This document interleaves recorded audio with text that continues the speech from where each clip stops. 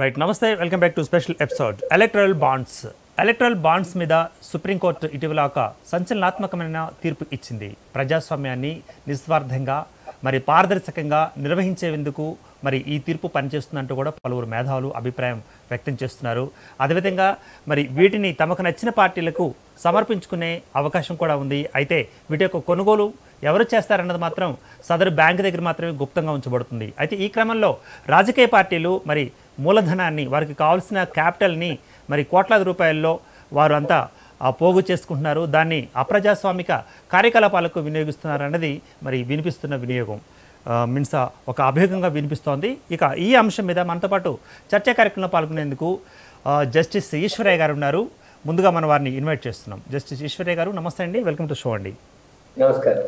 Right అండి, మరి electoral bonds scheme మీద సుప్రీంకోర్టు తాజాగా ఒక తీర్పు కూడా ఇవ్వడం జరిగింది. అసలు ఎలక్ట్రల్ బాండ్స్ అంటే ఏంటండి?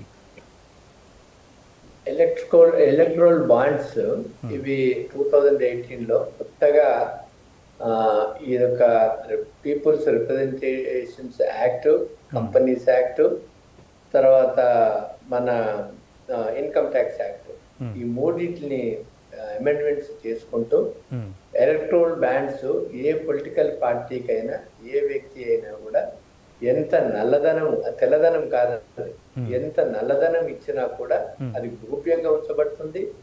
తర్వాత ఆ పార్టీకి ఆ డబ్బు చేరిపోతుంది. ఆ యొక్క కాగితం మాత్రం వీళ్ళ దగ్గర ఉంటుంది, అంత మాత్రమే. దానికి ఇంట్రెస్ట్ ఉండదు. ఇది ఒక రకంగా it's a direct, it's driving to the party for getting a favour. అంటే నా దగ్గర ఒక కంపెనీ ఉంది, లేకపోతే ఒక పెద్ద నాకు ఒక ఇండస్ట్రీ ఉంది, నాకు ఇంకేదో ఉంది, కాబట్టి నా డబ్బుని వాళ్ళకు it's a quid pro quo, it's a political corruption. And it is అంటే సామాన్య మానవునికి ఏదైతే రైట్ టు ఓట్ హక్కు ఏదైతే ఉందో, ఎవరికి వేయాలా ఏం చేయాలా అనేది, అందులో freedom of speech and expression కి, తర్వాత దీనికి భంగం కలిగించేటటువంటి ఉంది.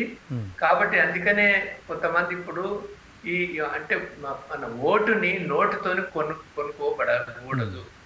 ఈ ప్రజాస్వామ్యంలో పారదర్శకంగా ప్రజలని మీద ఏ రకమైన ఇన్ఫ్లుయెన్స్ లేకుండా, డబ్బు పంచకుండా, లిక్కర్ పంచకుండా, ఏ ప్రభావాలు పెంచకుండా ఒక పారదర్శకంగా అంటే free and fair franchise exercise చేయడానికి ఇది అడ్డం వస్తుంది. ఎందుకంటే ఒక పొలిటికల్ పార్టీ చేతిలో మరి 13,000 కోట్లు 16,000 కోట్లు ఉన్నాయనంటే ఖచ్చితంగా వాళ్ళు ఆ ఓటర్ని ఇన్ఫ్లుయెన్స్ చేయడానికి మాత్రమే ఈ డబ్బు వాడుకుంటారు, కానీ లేకపోతే జెన్యూన్ గా పొలిటికల్ ఖర్చులకు కాదు. అటువంటి పొలిటికల్ ఖర్చు ఉంటే నిజంగా జెన్యూన్, మన భారతదేశంలో ఒక అమెరికాలో ఉన్నట్టు 2 పార్టీలు ఉంటే, అటువంటి 2 పార్టీలు ఉంటే రెండింటికి సమానంగా పంచారు ఎవరికి దాఖలు ఇచ్చదలుచుకుంటే. ఒక పార్టీకి మేము 1,000 కోట్లు వచ్చి ఒక పార్టీకి ఏం లేకపోతే, అందుకనే పాపం సిపిఐ వాళ్ళు కేసు వేసినారు, ప్రశాంత్ భూషణ్ వేసినారు, తర్వాత కాంగ్రెస్ కూడా దీన్ని అపోజ్ చేసినారు. భలే వాళ్ళకు కొంత డబ్బు వచ్చినా కూడా అది మీగర్ డబ్బు, అది ఆబ్వియస్గా ఇస్తారు, ఎవరైనా తీసుకోవాల్సి వస్తుంది. అప్పుడు తీసుకున్నంత మాత్రాన ఈ పొలిటికల్ ఈ సిస్టమ్ ని యాక్సెప్ట్ చేసినట్లు కాదు.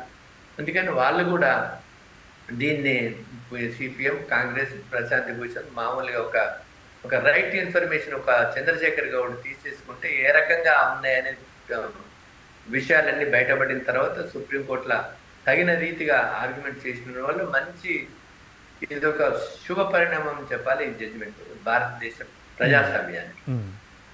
రైట్ అండి, ఎలక్టరల్ బాండ్స్ ఇంట్రడక్షన్ కాకముందు అంటే 2018కి వంటి ముందు మరి పార్టీలకు సంబంధించిన విరాళాలు ఏ విధంగా వచ్చే అవకాశం ఉందంటారు? పార్టీకి విరాళాలు ఇచ్చినా కూడా అది ఒక కంపెనీ ఉంటే ఆ కంపెనీకి ఇంత పర్సెంటేజ్ కంటే ఎక్కువ ఇవ్వకూడదు. వాళ్ళు ఒక లిమిటెడ్ ప్రకారమే ఇవ్వాల్సిన ఆ కండిషన్ ఉండేది. ఇప్పుడు అది తీసివేసినారు. అది ఒక లిమిటెడ్ ప్రకారం ఇవ్వచ్చు దానికి. బట్ ఇప్పుడు ఏం లిమిట్ లేకుండా మరి సీక్రెట్ గా గోప్యంగా ఉంచి ఇది ఒక మరి అంటే ఒక చీకటి తనములో పనిచేస్తున్నటువంటి విధానాన్ని నిజంగా ఎవరు సమ్మతం లేనటువంటి విధానం అని అందరూ మరి సుప్రీంకోర్టు మరి ఉన్నత న్యాయస్థానము మరి 5 న్యాయమూర్తులు ఏకీభవించి అందరూ ఒకే రకమైన తీర్పుని ఇచ్చినారు.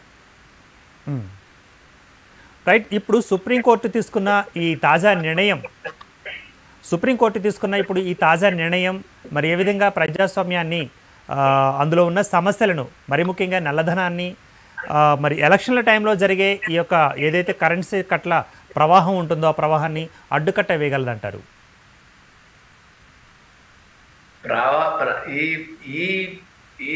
ఈ ప్రజాస్వామ్యంలో ఈ ఉన్న విధానంలో ఎన్ని చట్టాలు తెచ్చినా ఎన్ని రూల్స్ తెచ్చినా మనందరికి తెలుసు ఈ యొక్క ఓటింగ్ విధానము మన రాష్ట్రంలో చూసుకుంటే పోయినసారి ఓటింగ్ విధానం ఎట్లా అయింది అనేది అది ఒక వ్యవస్థనే కరప్షన్ చేయగలుగుతుంటే ఒక ఏ వ్యవస్థ కూడా ఇండిపెండెన్స్ లేకపోతే మామూలుగా ఒక సెక్యూరిటీ కూడా ప్రభుత్వానికి అండదండలుగా ఉండి డబ్బు పంపించేస్తుంటే లేకపోతే ఈ లిక్కర్ తరలించబడుతుంటే కొన్ని ఆపోజిట్ పార్టీలను పట్టుకొని వేరే పార్టీలను పట్టుకోకపోవడం అనేది నువ్వు ఎన్ని చట్టాలు తెచ్చినా కూడా ఈ యొక్క పారదర్శకం లేకపోతే ఒక చెక్ కౌంటర్ చెక్ అడుగడుగున ఆటోమేటిక్ లేకపోతే ఇది నిరంతరం ఇప్పుడు ఎలక్ట్రికల్ బాండ్స్ లేకపోతే ఇంకో రకంగానో ఏ రకంగానో ప్రజలని ఇన్ఫ్లుయెన్స్ చేయడానికి మాత్రం ఇది కొంత తగ్గుతుంది. రైట్ రాయల్గా చేసేది ఇది ఒక పెద్ద ఇది అంటే ఇల్లీగల్ అనెథికల్ క్యూడ్ ప్రోకో నీకు ఇది ఇస్తే నాకేమి ఇస్తాం అనేది ఇది కొంత తగ్గుతుంది. కానీ బట్ ఈ వ్యవస్థని మాత్రము ఈ యొక్క అంటే ఒక మొరాలిటీ తగ్గింది, క్యారెక్టర్ తగ్గింది, నీతి నిజాయితీ తగ్గిన ఈ దేశంలో కొంతవరకు ఈ చెడు ప్రభావాలు ఉంటూనే ఉంటాయి. కానీ ఇది ఒక పెద్ద మార్పు, ఈ జడ్జిమెంట్ రావడం అనేది ఈ రకంగా మీరు గవర్నమెంట్ ఈ రకంగా చేసుకొని లబ్ధి పొందుదాము అనుకోవడం మాత్రం ఇది చెంపబెద్దాం. భారత ప్రభుత్వానికి బీజేపీకి మాత్రం ఇది చెంపపాటు అని చెప్పుకోవాలి. రైట్ అండి. మరి అంటే 5 సంవత్సరాల ముందు ఎలా ఉందో మీరు చెప్పడం జరిగింది. మరి 5 సంవత్సరాలలో జరిగిన మరి ఎన్నికలు అంటే ఇటీవల కాలంలో ముగిసిన శాసనసభ ఎన్నికల్లో కూడా మనం మరి ఈ యొక్క బాండ్ల యొక్క ప్రవాహం కొనసాగింది అనుకోవచ్చు అంటారా? దాని మీద మీకు అభిప్రాయం ఏంటంటారు మేధావిగా? ఖచ్చితంగా ఇప్పుడు మనకు మధ్యప్రదేశ్లో ఎలక్షన్స్ జరిగినాయి, అట్లానే మన ఛత్తీస్గఢ్ లో జరిగినాయి, అలానే రాజస్థాన్ లో జరిగింది, ఇంకొక మేఘాలయ అక్కడ జరిగింది. జరిగినప్పుడు ఈ ప్రభావం ఉంది కాబట్టి 3 రాష్ట్రాలలో కొంచెం మార్జినల్ గెలిచారేమో అని చెప్పడానికి ఉంటుంది అది. కాబట్టి ఖచ్చితంగా ఇప్పుడు ఈ పార్లమెంట్ ఎలక్షన్స్ లో ఇంకా ఎక్కువ ఉండేది. ఒకవేళ ఈ సుప్రీంకోర్టు మన ఉన్నత న్యాయస్థానము ఈ పొలిటికల్ బాండ్స్ ఏదైతే ఇప్పుడు ఇవన్నీ లెక్క చెప్పాలనో, దాని తర్వాత ఇవి ఆల్రెడీ బాండ్స్ కొనుక్కున్నాయి, ఇప్పుడు ఇన్ని రోజుల లోపల ఉన్నాయని వాపసు ఇవ్వాలా, ఇవన్నీ మొత్తం రద్దు చేయకపోతే ఇంకా దీని యొక్క చాలా దుష్ప్రభావం ఉండేది. మరి వాళ్ళు అన్నట్లు అనుకున్నన్ని సీట్లు రావడానికి ఇది కొంత అవరోధం పడుతుందని నేను అనుకుంటున్నాను. రైట్ అండి. మరి ఇటీవల కాలంలో మరి బీఆర్ఎస్ పార్టీ కూడా 500-600కు పైగా కోట్ల రూపాయల్లో ఎలక్ట్రల్ బాండ్స్ వచ్చి చేరాయంటూ కూడా అప్పుడు కాంగ్రెస్ చేసిన ఆరోపణ. మరి మీరేమంటారు? అన్ని పార్టీలు చిన్న అదేం లెక్కనే కాదండి. మనకు అసలు ఎలక్ట్రల్ బాండ్స్ రూపంలో ఈ చిన్న పార్టీలు బీఆర్ఎస్ కు ఇంకా ఏదైనా చిన్న పార్టీలకు చాలా మీరు మొత్తం చెప్పారు కదా, లెక్క చెప్పారు కదా.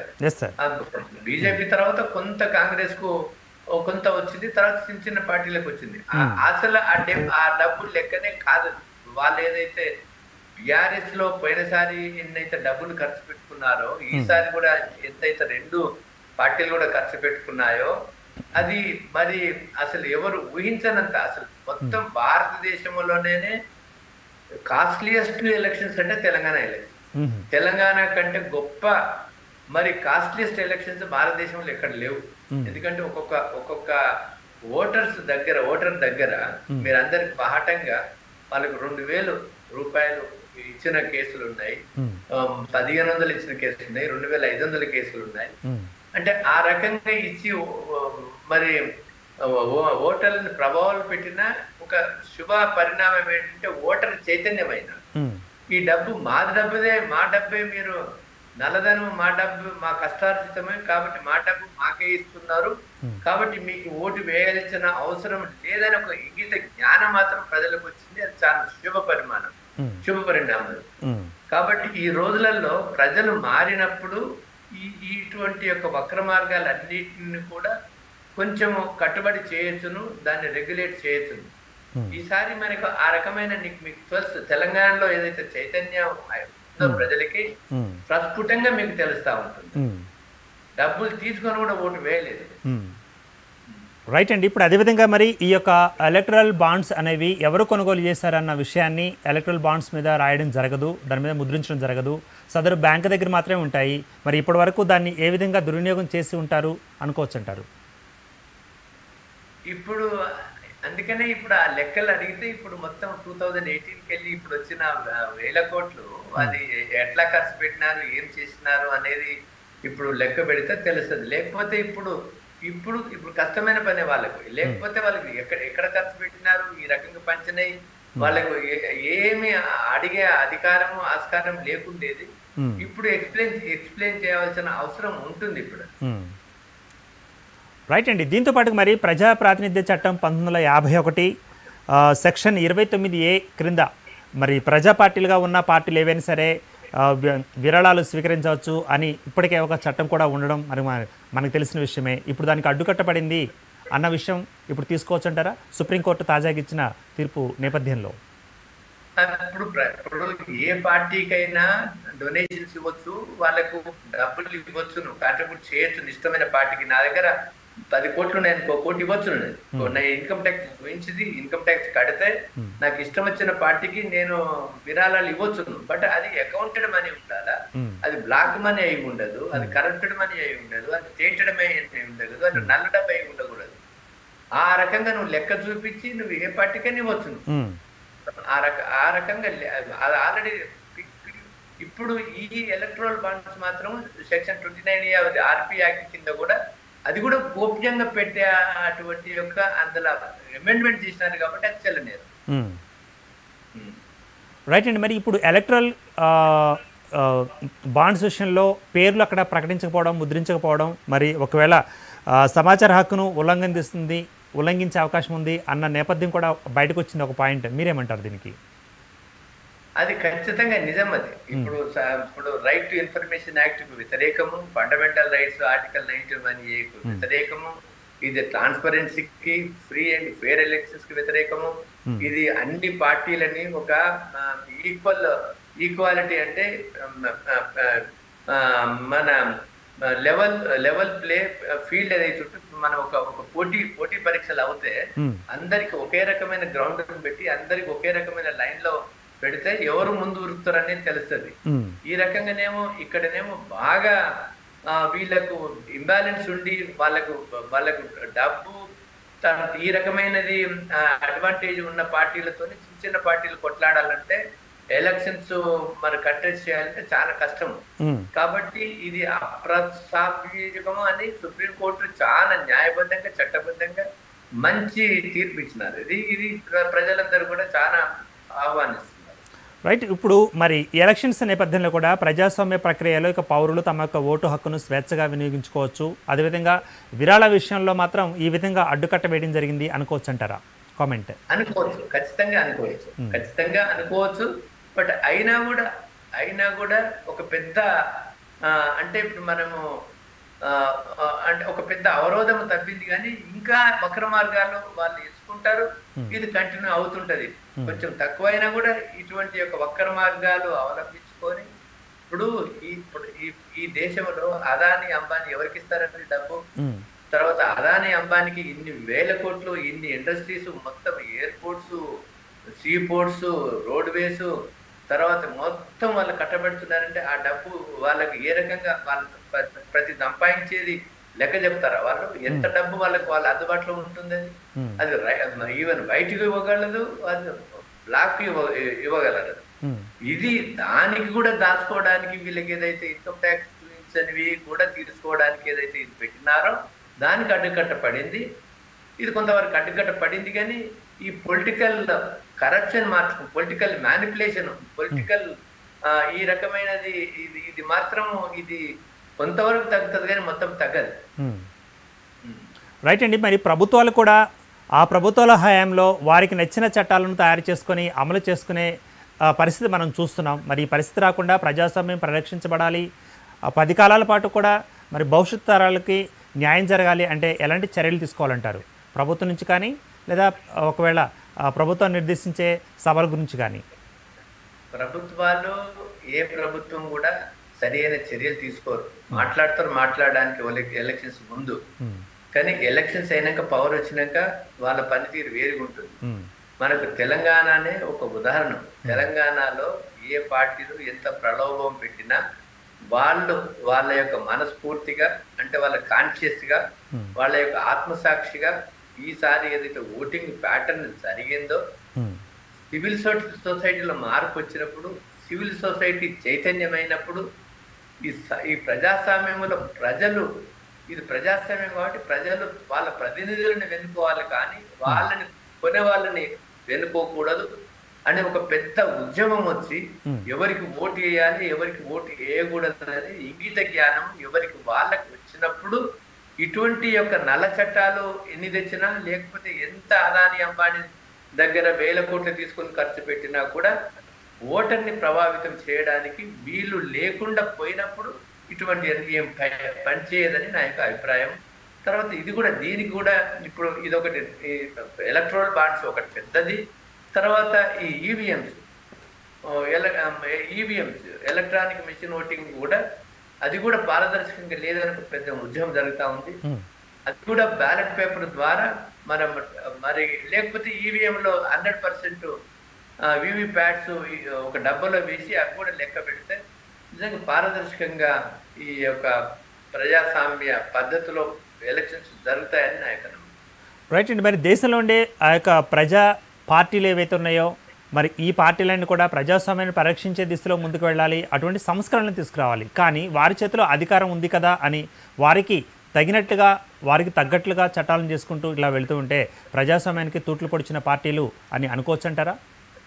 ఖచ్చితంగా ప్రజాస్వామ్యాన్ని తూట్లు పొట్టలేం కాదు, ప్రజలని మాయం చేసి, ప్రజలని మభ్యపెట్టి, ప్రజలకు ఒక మత్తు మందులాగా ఒక భావాన్ని కల్పించి, హిందుత్వం అని, ఈ యొక్క లేకపోతే అయోధ్య అని, లేకపోతే చాతుర్వర్ణ సిస్టమ్ అని, ఈ యొక్క కుల వ్యవస్థనని ఈ ప్రజల మీద తోసివేసి, ఈ యొక్క ప్రజలని అంటే ఒక మత్తులో ముంచి ఈ యొక్క అడ్వాంటేజ్ తీసుకోవడం కూడా నా ప్రకారం పొలిటికల్ కరప్షన్ అయింది.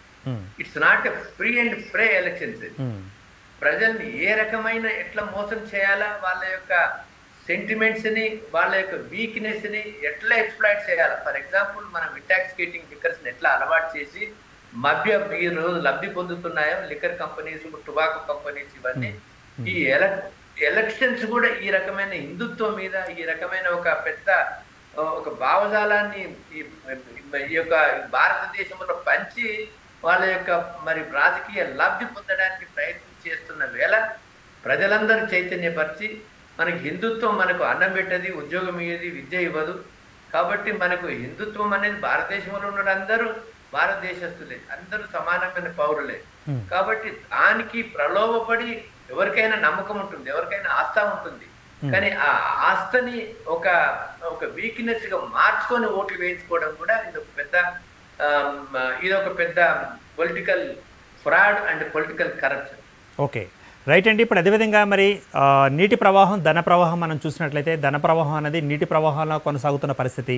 మరి నీటి ప్రవాహం అనేది ఒక అడ్డుకట్ట వేస్తే మరోవైపుకి తన యొక్క దారిని మరల్చుకుంటుంది. కానీ రాజకీయ పార్టీలు కూడా ఇప్పుడు ఈ చట్టాన్ని ఇట్లా కట్టుదిట్టం చేశారు కాబట్టి, అడ్డుకట్ట వేశారు కాబట్టి మరొక మార్గం చూసుకునే ప్రత్యామ్నాయ మార్గాల్లో వెతికే అవకాశం లేదంటారా? మరొక మార్గం చూసుకునే ఇప్పుడు ఏదైతే 2024 లోపల పార్లమెంట్ ఎలక్షన్స్ లోపల ఇప్పటికే ఇది పార్లమెంట్ కూడా లేదు కాబట్టి, last vote on account budget పెట్టారు కాబట్టి ఇప్పుడు అటువంటి ఒక ఆర్డినెన్స్ తెచ్చి ఇప్పుడు చట్టాలు చేయడానికి ఇప్పుడు వీలు లేదు. కానీ మళ్ళీ పవర్ లో వచ్చినాక మళ్ళీ ఒక ఏడాది 6 నెలల ఎలక్షన్స్ ముందర, నెక్స్ట్ ఎలక్షన్స్ వరకు అప్పుడు ఏదన్నా మళ్ళీ ఆలోచిస్తారని నేను. రైట్ అండి. ఇప్పుడు అదేవిధంగా మరి ప్రజా సంక్షేమం దృష్ట్యా, ప్రజా పరిరక్షణ, ప్రజాస్వామ్య పరిరక్షణ దృష్ట్యా ఇటువంటి చట్టాలు వచ్చినప్పుడు ఆ చట్టాలకు మెరుగుదిద్దే పనులను ఆ ప్రభుత్వాలు వేగవంతం చేయకుండా మరి దాన్ని బాగా ఏమంటారు దాన్ని ప్యాసివ్గా ఉండేలాగా చేస్తూ తమ యొక్క పబ్బాన్ని, తమ యొక్క అధికారాన్ని కూడా నడుపుకుంటూ 5 ఏళ్ల తర్వాత మళ్ళీ మరొక 5 ఏళ్లకు దారులు వేసుకుంటున్నాయి అంటూ ఒక విమర్శ బయట వినిపిస్తోంది. మీరేమంటారు? ప్రతి ప్రభుత్వం అలానే చేసుకుంటూ వచ్చింది. 75 సంవత్సరాలకి వెళ్ళి కొంత మార్పు వచ్చినా కూడా ఇప్పుడు మరీ ఈ యొక్క 10 సంవత్సరాలకి వెళ్ళి ఏదైతే ఈ మార్పులు వస్తున్నాయో ఇది అసలు మనం ఊహించరానటువంటి మార్పులు ఈ భారతదేశంలో ఇక్కడ రాబడుతుంది. భలే మన భారతదేశం యొక్క గొప్పతనం ఏంటంటే భారతదేశాన్ని ఇప్పుడు ఎవ్వరు పాలించినా ఇది ఒక భారత ప్రజల గొప్పతనం, భారతదేశం గొప్పతనం కానీ వ్యక్తుల గొప్పతనం కాదు. వ్యక్తి మీద ఏ సంస్థ, ఏ దేశము, ఏ పాలన ఆధారపడకూడదు. ఒక వ్యవస్థ మీద, ఒక ఫిలాసఫీ మీద, ఒక రాజ్యాంగబద్ధంగా నడవాలి. కాబట్టి ఇక్కడ భారతదేశంలో ప్రతి పొలిటికల్ పార్టీ అలాగా చేసుకుంటూ పోతున్నా కూడా ప్రజలు చైతన్యపరిచి ప్రజలు అడ్డుకట్ట వేసినప్పుడే, ప్రజలు అటువంటి యొక్క ప్రజాస్వామ్యాన్ని స్థాపించుకున్నప్పుడే ఒక పెద్ద మార్పు జరుగుతుంది. కానీ ఈ పొలిటికల్ పార్టీలని ఆశించి ఏ పొలిటికల్ పార్టీ ఏదో చేస్తారు అని నమ్మడం మాత్రం అది చాలా మరి నమ్మకం అనిపించదు. రైట్ అండి. ఇప్పుడు అదేవిధంగా మరి ఈ యొక్క చట్టాలు ఏవైతే ఉన్నాయో మరి ప్రక్షాళన చేస్తాయి, సమస్యలను కూడా సమస్యల నుంచి వాటికి సాధక మార్గాలను చూపిస్తాయి అనుకుంటే మరి అదేవిధంగా ప్రజాస్వామ్యాన్ని పరిరక్షించేలాగా పార్టీలు కూడా ముందుకు వెళ్ళాలి కదా. మరి ప్రతి పార్టీ కూడా ధనార్జనే లేకపోతే ఇంకొక ఆర్జన వాళ్ళు లక్ష్యంగా పెట్టుకొని రాజకీయాల్లోకి వస్తూ ఆ 10 ఏళ్ళు లేదా 5 ఏళ్ళు మాత్రం ఇట్లా చేస్తున్నారు. ఇట్లా కాకుండా ప్రజాస్వామ్యం పరిరక్షించాలంటే 10 కాలాల పాటు నిలవాలంటే మీరు ఇచ్చే సూచనలు ఏంటంటారు? నేను అసలు మన రాజ్యాంగాన్ని, బాబాసాహెబ్ అంబేద్కర్ ఇచ్చిన రాజ్యాంగాన్ని తూచా తప్పకుండా పాటిస్తే చాలు. బాబాసాహెబ్ అంబేద్కర్ ఏమన్నాడు, రాజ్యాంగం ఎంత మంచిదైనా కూడా ఆ యొక్క రాజ్యమేలే వాడి దగ్గర నీతి నిజాయితీ లేకపోతే ఆ రాజ్యాంగం చెడదవుతుంది. తర్వాత రాజ్యాంగంలో ఎన్ని లొసుకులున్నా కూడా ఆ వ్యక్తి సీటు మీద కూర్చున్న వ్యక్తి సక్రమమైనది, న్యాయమైన, ధర్మమైన ప్రిన్సిపల్ వ్యక్తి ఉంటే అది గొప్ప రాజ్యాంగం అవుతుంది. కాబట్టి ఎన్ని చట్టాలు చేసినా కూడా ఈ యొక్క వ్యక్తుల యొక్క క్యారెక్టర్ మారినంత వరకు, ఒక పేట్రైటిజం పెరగనంత వరకు, భారతదేశము పైన వీళ్ళకి ఏదైతే మన మదర్లాండ్ అని అందరు చెప్పుకుంటారు, కానీ ఈ భారతదేశంలో మరి భిన్న స్వభావాలలో ఏకత్వం ఉన్న, వివిధ మరి మతాలు, కులాలు ఉన్నా కూడా ఏకత్వం ఉన్నా దాన్ని ఈరోజు పొలిటికల్ పార్టీస్ విడదీసి పబ్బం గడుపుకుంటున్నాయి. అది యొక్క భారతదేశం యొక్క ప్రజాస్వామ్యానికి మంచిది కాదు. మీరు చూసుకున్నట్లయితే ప్రపంచ దేశాలందరూ కూడా ఇప్పుడు ఏదైతే ఇది వార్ స్టార్ట్ అయిందో, లేకపోతే రేసిజం స్టార్ట్ అయిందో, ఈ భారతదేశంలో కూడా ఈ తారతమ్యాలు, మనం ఏదైతే ఒక కొత్త బంగారు భారతదేశాన్ని స్థాపించాలని అనుకుంటున్నాము, కానీ నాకు ఏదో ఒక కోణం అనిపిస్తుంది, ఈ భారతదేశంలో కూడా సివిల్ వార్స్ మొదలవుతాయి, మత కలహాలు మొదలవుతాయి, మరి ధనవంతులు పేదలకు మధ్య యుద్ధాలు అవుతాయి. తర్వాత ఎన్నో రకాలుగా, ఎందుకంటే ప్రజాస్వామ్యాన్ని మనం పరిరక్షించకపోతే మనం కూడా పరిరక్షించబడం.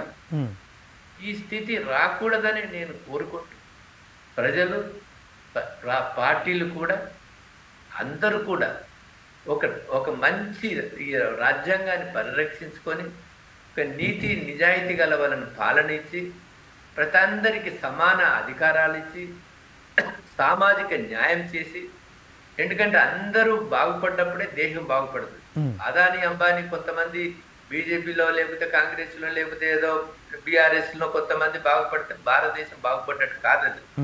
కాబట్టి భారత ప్రజలు అందరూ సమాన అవకాశాలు ఇచ్చి విద్య, ఉద్యోగము, పొలిటికల్, జ్యుడిషియరీలో అందరికి భాగస్వామ్యం ఇచ్చినప్పుడే ఈ ప్రజాస్వామ్యంలో చెక్స్, బ్యాలెన్స్ చెక్స్ ఉంటాయి, మంచి పాలన జరుగుతుందని అనుకుంటున్నాను.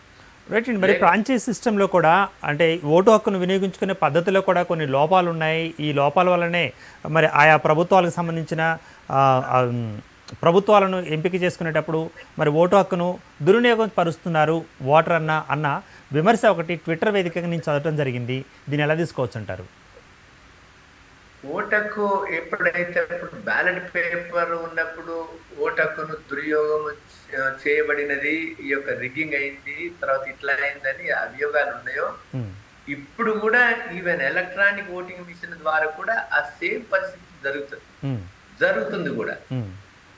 అదే జరగడమే కాకుండా ఇప్పుడు ఇంకా ఈ ఈవీఎం లో కూడా అందులో ఇట్స్ ట్యాంపరబుల్ ఈవీఎం, అది మెడిట్ చేయొచ్చును. ఆ చిప్ రిమోట్ కంట్రోల్ ఎక్కడైనా చేసేసి అందులో మనం ఏదన్నా చేయొచ్చు అనేది ఒక పెద్ద మరి ప్రశాంత్ భూషణ్ ఒక నార్త్ ఇండియాలో కూడా పెద్ద ఉద్యమం జరుగుతూ ఉంటుంది. కాబట్టి ఇది మనకు ప్రజల యొక్క అభీష్టం మేరకు మళ్ళీ బ్యాలెట్ పేపర్స్ ద్వారా ఈ యొక్క ఎలక్షన్స్ జరిపే విధానాన్ని పునరుద్ధరించి, ఇది ఇప్పుడు ఆ రోజులలో రిగ్గింగ్ అయిన రోజులు వేరు, ఈ రోజులు వేరు. ఈ రోజులలో రిగ్గింగ్ అవుతుంది, లేకపోతే పొలిటికల్ పార్టీస్ వాళ్ళ ఎలక్షన్ ఏజెంట్స్ వీళ్ళంతా మిస్యూజ్, పొలిటికల్ పార్టీ మిస్యూజ్ చేసుకుంటారు, వాళ్ళకి వేసుకుంటారు అనేది రోజులు చాలా తక్కువైపోయినాయి. కాబట్టి ఇప్పుడు మనకు సీసీ కెమెరాస్ ఉన్నాయి, అన్ని రకాలు ఉన్నాయి. కాబట్టి ఇప్పుడు మిస్యూజ్ కాదు. ఎంత మిస్యూజ్ అయ్యేది ఉన్నా కూడా ఓన్లీ పోలింగ్ స్టేషన్ కు వాళ్ళు ఏదో వన్ సైడే ఉంటే వేరే పొలిటికల్ పార్టీ లేకపోతే అటువంటి జరుగుతుంది. లేకపోతే మాత్రం ఇంటి దగ్గరనే బూత్ పోకముందే వాళ్ళు ఇన్ఫ్లుయెన్స్ చేస్తారు. కాబట్టి ఆ ఇన్ఫ్లుయెన్స్ కూడా కాకుండా ఈ ఒక ప్రజా చైతన్యం రావాలనేది నా యొక్క ఉద్దేశం. రైట్ అండి. థ్యాంక్స్ ఫర్ ద పార్టిసిపేషన్ అండి. Thank you very much. So Eswaraiah గారు మాజీ జస్టిస్గా ఉన్నారు. మరి తమ యొక్క అభిప్రాయాన్ని వ్యక్తీకరించడం జరిగింది. ఎలక్ట్రల్ బాండ్స్ మీద సుప్రీంకోర్టు తాజాగా తీసుకున్న నిర్ణయం హర్షించదగింది. అదేవిధంగా దేశ యావత్తు కూడా మరి ఎలక్షన్లలో మరి ముఖ్యంగా ధన ప్రవాహానికి అడ్డుకట్ట వేసే ఒక ఆయుధంగా మారింది అంటూ కూడా యొక్క తీర్పు బాగుంది అంటూ కూడా తన యొక్క అభిప్రాయాన్ని వ్యక్తీకరించారు. ఇది ఇవాళ స్పెషల్ ఎపిసోడ్. మరో ఎపిసోడ్లో మళ్ళీ కలుద్దాం. అంటే then keep watching Master TV. సామాన్య స్వేచ్ఛకు సంకేతం.